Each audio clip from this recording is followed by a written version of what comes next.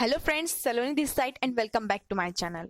In the previous video, we had discussed that how to insert the data from web page into the database. And in today's video, we will discuss that how we can create login form or how we can retrieve data from the database to display it on the web page. So for this, we will create a login form. So let's create a HTML file and here I am naming it as login. Now we will create a login form with two inputs, employee ID and a password. And here we have to give a name to the input text. If you don't know how to create a table in MySQL, so you can find the link in the description. यहाँ पर मैंने action में login task.jsp दिया है, so we will create it in the next step. And when you run this code, it will look like this. Now we will create a JSP file. So for this, right click the web page and then select new and then select JSP and we will name it as login task. So our JSP file is created. Now we will write a code to communicate with the database.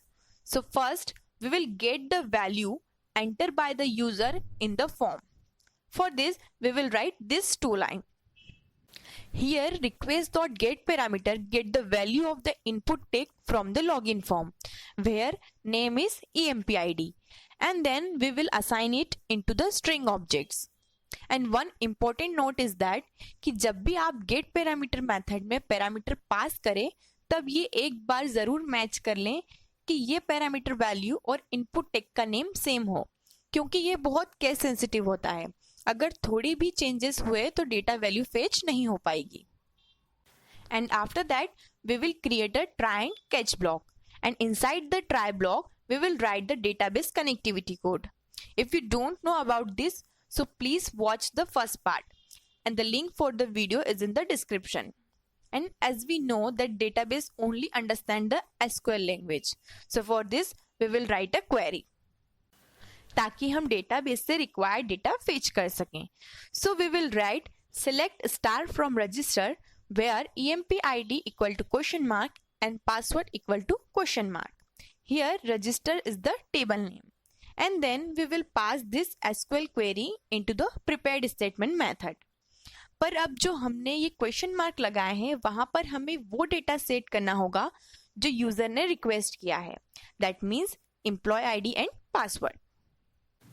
So we will write ps.setString 1, id and ps.setString 2, password. Here setString method set the string object on the question marks in the SQL query. And in this method we pass two parameters. Here first parameter represent the number of question mark on which we want to set that string.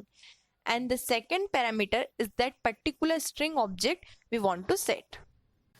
सो हमने यहाँ पर एक select query लिखी है. That means ये कुछ ना कुछ रिजल्ट रिटर्न करेगी. सो हम ये चाहते हैं कि जब ये क्वेरी एग्जीक्यूट हो तो वो रिजल्ट कहीं पर स्टोर हो सके. So that we will write result set rs equal to ps.execute query. So our output will be stored in the rs object. Here it is showing some errors, so we have to import the required classes. Now we will write if conditions to check that our result set is empty or not. If it is not empty, only then this code will run. तो अभी हमारे पास result set में वो सारा data store हो गया है जो सिलेक्ट क्वेरी ने रिटर्न किया था. तो अब हम उस रिजल्ट सेट में से अपनी रिक्वायरमेंट के अकॉर्डिंग डेटा वैल्यू गेट कर लेंगे. So for this we will write this two line. Here rs.getString1 will get the first column of the table and then we will store it into the string object. So in this way we have the first name and the last name of the employee. और अब हम इस JSP page में ये सारे attributes को set करेंगे ताकि हमें जिस भी वेब पेज पर ये इंफॉर्मेशन डिस्प्ले करनी हो वहां पर ये सारे एट्रीब्यूट हम गेट कर पाएं. So we will write this code. Here id is our string object. So when our this if condition will be true, then only we will redirect to the myprofile.jsp page. That means myprofile वो web page होगा जहां पर हम ये set करी हुई attributes को gate करेंगे और डिस्प्ले करेंगे. And if our if condition is false, then the else part will run and we will redirect to the try again web page. Now we will create my profile JSP file and try again HTML file. So first we will create a HTML file named try again, and it will display a single message that you have to try again. That means here our else part is working. And then we will create a JSP file named my profile, where we will display all the employee details. Now in the my profile JSP page we will write this code, so that we will get all the attribute we have set in the login task.jsp file. So we will write object id equal to session.getAttribute, and in the parenthesis we will write the first parameter we gave in the setAttribute method, that is empid. And then we will assign the value into the object type of object. Now we are all set and it's time to display these objects. So we will write if id not equal to null, and then we will print the object using HTML tag.